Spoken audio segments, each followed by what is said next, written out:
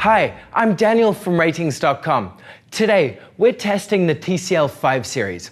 Unlike the TCL 4 series, it includes a wide color gamut and supports the Dolby Vision HDR format. It lacks the local dimming and high peak brightness of the TCL 6 series though. We bought the 55-inch S517 to test, but it's also available in a range of sizes between 43 and 65 inches.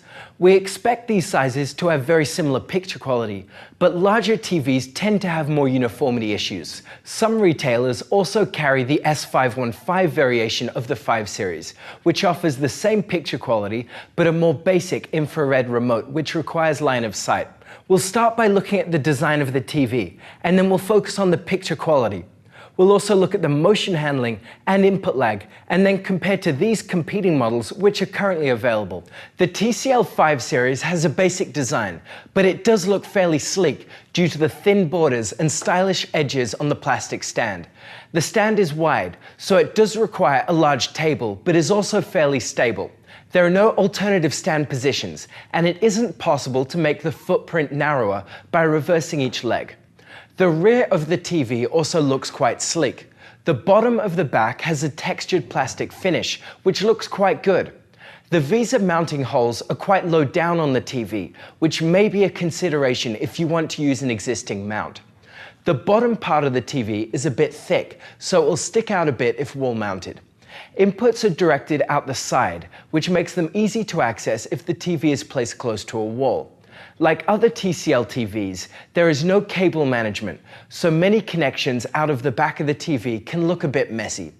Controls are located under the TCL logo at the front and provide basic functionality, like turning on the TV and switching between inputs.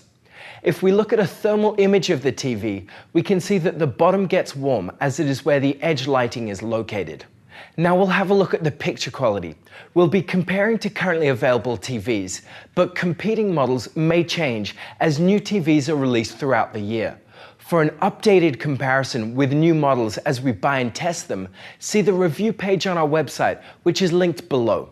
Like other TCL TVs we've tested, the 5 series has a high native contrast ratio.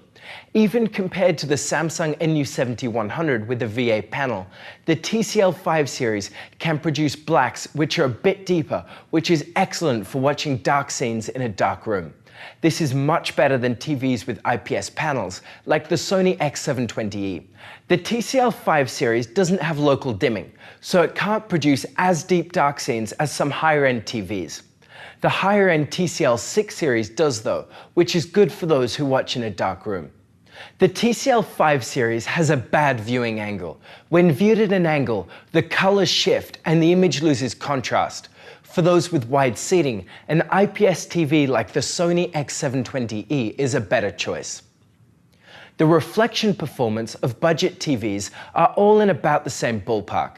This should be fine if you don't have many direct reflections on the TV, but if you do have a bright room, then reflections may be distracting. Unfortunately, only higher-end models have much better reflection handling. The TCL 5 series has a decent SDR peak brightness at about 300 nits across all window sizes. This is also about the same for HDR content, but isn't really enough to make HDR highlights stand out. For better HDR peak brightness performance, the TCL 6 series offers much better performance than other TVs in the price range. The grey uniformity of our 55-inch TCL S517 is decent, and we expect this to be typical of most 5 series TVs, although it does vary on a unit-by-unit basis. The edges are much darker, and some dirty screen effect is visible near the center. This isn't as bad as the TCL 6 series we tested, as we've found that usually edge-lit TVs like the 5 series and the Samsung NU7100 have better uniformity. The TCL 5 series has a wide color gamut. This is great for producing more vivid highlights when watching HDR content. This isn't as wide as high-end TVs, but is still better than many other comparable TVs which don't offer more saturated colors. The response time of the 5 series is very good, which produces only a short trail behind fast-moving content, as seen by the short red smear to the left of our logo. This is good for watching sports or playing fast-paced games. The backlight also doesn't flicker unless the backlight is turned down very low, so motion appears smooth. The TCL 5 series doesn't have the option to insert black frames or flicker the backlight. This is useful on other TVs like the TCL 6 series, Samsung NU7100, and Sony X720E to clear up fast-paced motion.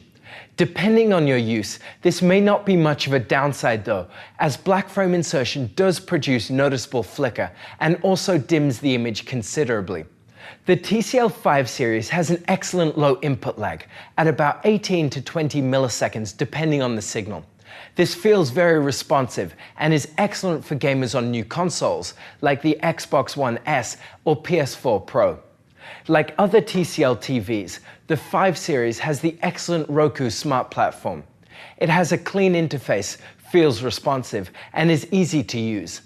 It contains apps for hundreds of streaming channels, including Netflix, Amazon Video, and YouTube. The remote is also small and works well. The remote for the TCL S517 doesn't require line of sight, but the S515 variation includes a slightly more basic remote, which uses infrared and does need to be pointed at the TV. The 5 series has mediocre sound performance, which is typical of most TVs. It also doesn't get very loud and doesn't produce much bass. For those who care about sound, an external soundbar or speaker is the way to go. So overall, the 5 series is a decent budget TV. It offers good value for money, especially for HDR content due to the wide color gamut. It isn't as good as other more expensive TVs though, and depending on your use, one of these other TVs may be a better pick. The 4 series, or S405, is the step below in TCL's lineup. It doesn't support a wide color gamut for HDR, and also can't get as bright to counteract glare. The 5 series is a better TV, especially for HDR, but if you don't plan to watch HDR content, then it may be worth just going for the cheaper TV. The TCL 6 series offers more advanced features to improve the picture quality, such as local dimming and the ability to produce bright HDR highlights. It also has a black frame insertion feature, which is useful to clear up motion in fast-paced games. It is more expensive, but is a better TV overall, so if you can afford it, then it is the way to go. You can check out the video linked below for our full review. The NU7100 is a budget model from Samsung. It offers fairly similar performance, but usually costs more and doesn't support a wide color gamut for HDR. As a result, the TCL 5 series is a better choice for most people. The Sony X720E has worse picture quality when viewed in a dark room due to the low native contrast ratio, so blacks appear grey. It does remain accurate when viewed at an angle though, which is good for those with wide seating. If you've got wide seating, then the Sony X720E may be a better choice, but otherwise the TCL 5 series offers better performance. We haven't tested Vizio's 2018 TVs, so we don't know how they compare. We will update the description below after we test them, and we'll also include a link to a direct comparison on our website. So that's it. You can check out all of the measurements on our website. If you liked this video, subscribe to our channel or become a contributor. Also, we're currently hiring in our offices in Montreal for various positions. So if you want to help people find the best product for their needs, have a look at the careers page on our website. Thank you for watching, and see you next time.